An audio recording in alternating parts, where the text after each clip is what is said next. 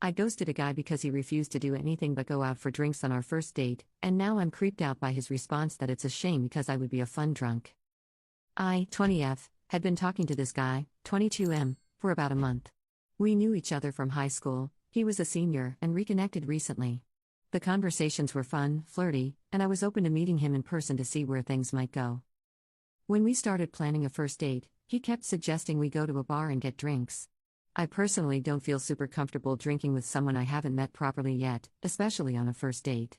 That kind of setting, especially as a woman, can feel a little unsafe or just not ideal unless I already know/trust the person. So I subtly tried to suggest alternatives like coffee or lunch, hoping he'd take the hint. But every time, he pushed for drinks again. It wasn't aggressive or anything, but it felt dismissive of my comfort. After a few back and forths like this, I ended up just losing interest and stopped replying. Now I'm wondering, was that unfair of me? Should I have been more direct instead of ghosting him? Or was I right to just dip if I wasn't feeling respected or unsure?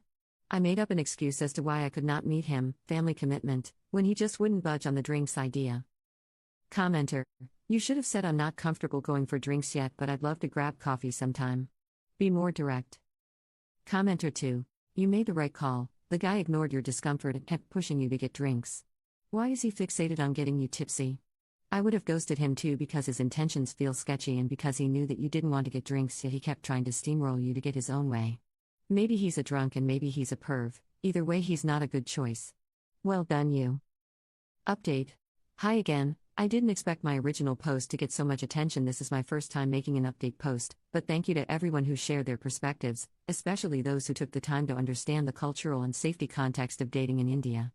So I thought I'd give a small update since a lot of you suggested being direct rather than ghosting, just to see how he reacts and confirm my instincts. To clarify, I had actually cancelled our earlier plan by giving the excuse of family commitments because I was already feeling weird about the drinks thing, not just straight up stop replying like some comments thought.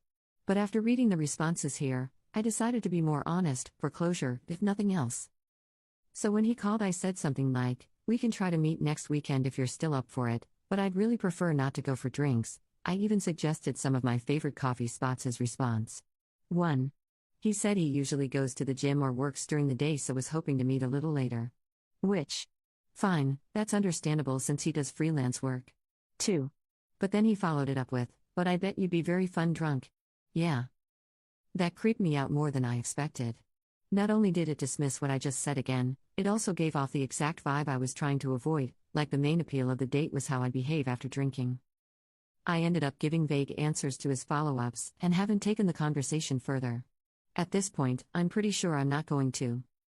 Commenter: If he had any interest in getting to know her outside of in the bedroom, he wouldn't be pushing so hard to get her to drink.